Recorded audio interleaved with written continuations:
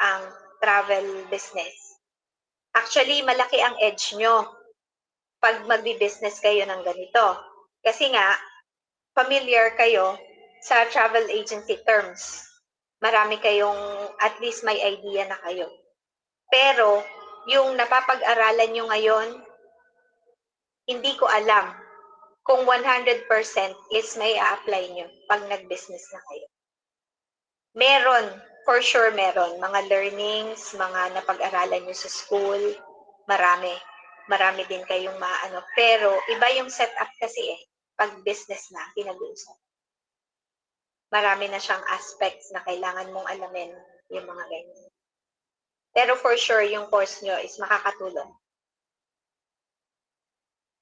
Add lang po, 'di ba nga po nag-pandemic, so wala po talagang, mga travel-travel gano'n. Dumating po ba kayo sa point na, ah, gusto yung parang iko-close na lang? Dumating po ba kayo sa gano'ng point? Na kasi nga wala ng travel parang, bawal mag-travel, bawal, bawal umalis ng bahay kasi nga pandemic.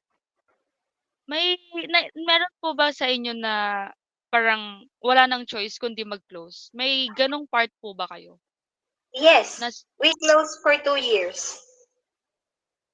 Kasi nung first part ng 2020, inilaban pa namin yung first 3 months. January, wala nang pumapasok na income. February, wala na. March, wala na. Tuluyan nang nawala ng March. Pero, hindi pa rin kami umalis dun sa office namin. Kahit walang pumapasok na income, tuloy-tuloy kami doon. Binayaran namin siya for 3 months pa rin. Kahit walang pasok na pera, kahit walang benta, kahit walang ano, inilaban namin kasi noon naniniwala kami or pinaniwala namin ang sarili namin na ay di magtatagal ang pandemic. Until we realize na wala na talaga, zero income na nung February, last part ng February tsaka ng March. Wala na talaga. So we have no choice but to close it out. Kailangan na naming magsabi sa may-ari na wala nang kita. As in talagang umano na kumalat na talaga yung balita na meron tayo na ano, and then April, bigla tayong nag-lockdown. Katrina, 'di ba, dito sa Nasugbu. Hindi na kami makalabas. So wala na totally. Malaki din yung naging risk namin kasi 3 months pa namin siyang inilaban. Kasi yung ibang mga travel agencies ng mga friends ko na nagta-travel agency din, as early as January, nag-close na sila. No, kasi naman, nasa Manila sila, yun yung edge nila Nasa Manila sila, mas marami yung mga information na nakukuha nila unlike pag nasa province ka.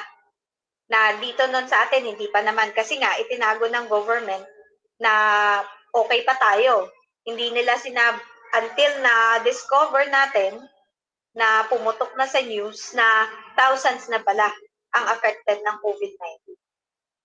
So, nung pumutok na yung balita na yon, saka lang sila na magla-lockdown. And eventually, bigla silang nag-lockdown nga ng April. So, buti na lang, nakapag-close na kami ng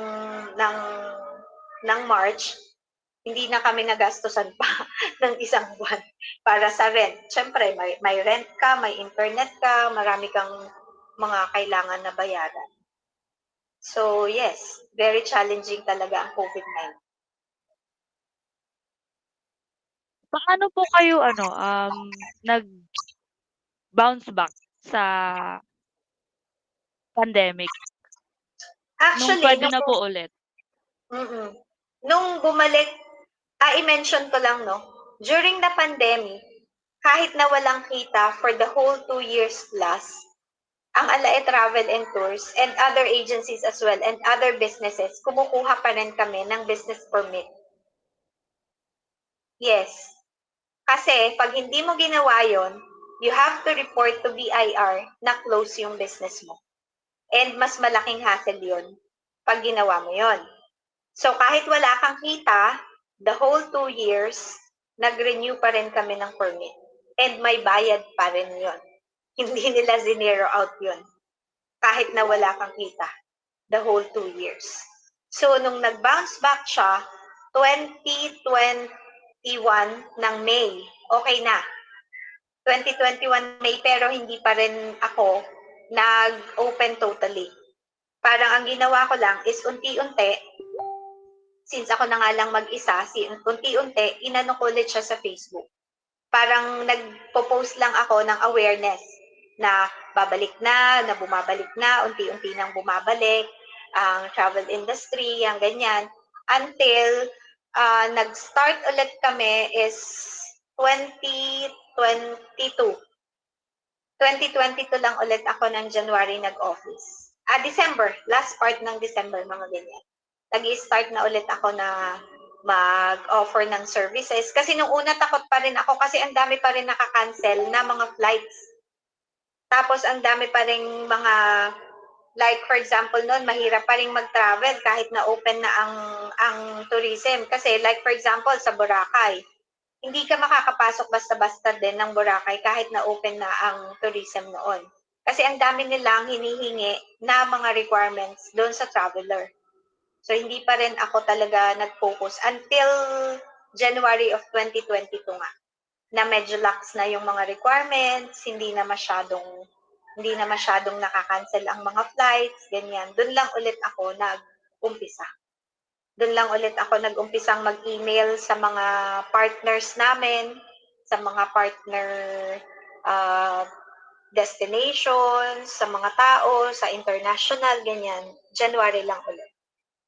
Pero I started it with awareness na unti-unti na bumabalik ang travel industry or ang tourism.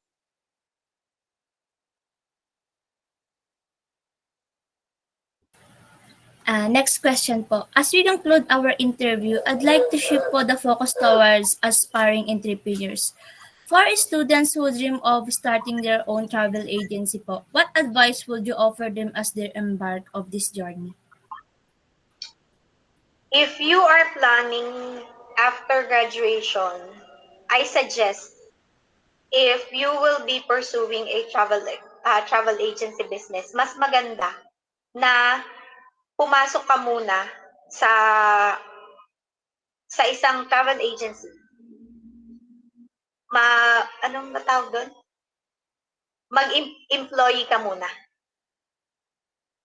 Pumasok ka muna sa, kung travel agency business kasi na-mention sa akin ni Sherdine during her internship sa office namin na ini-encourage daw ang mga taga-PUP na magkaroon ng sarili nilang travel agency business din or sa business din na mag-focus. Yun.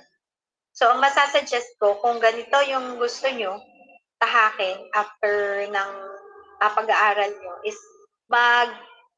pumasok muna kayo sa travel agency para at least magkaroon kayo ng idea ng in and outs ng business.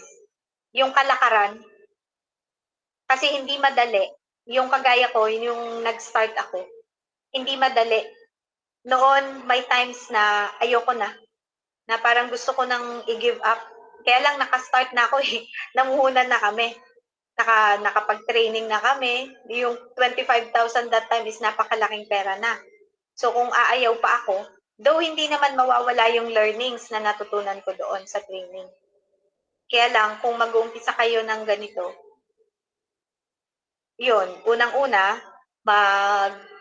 mag-employ muna kayo, familiarize yourselves with the in and outs of the industry.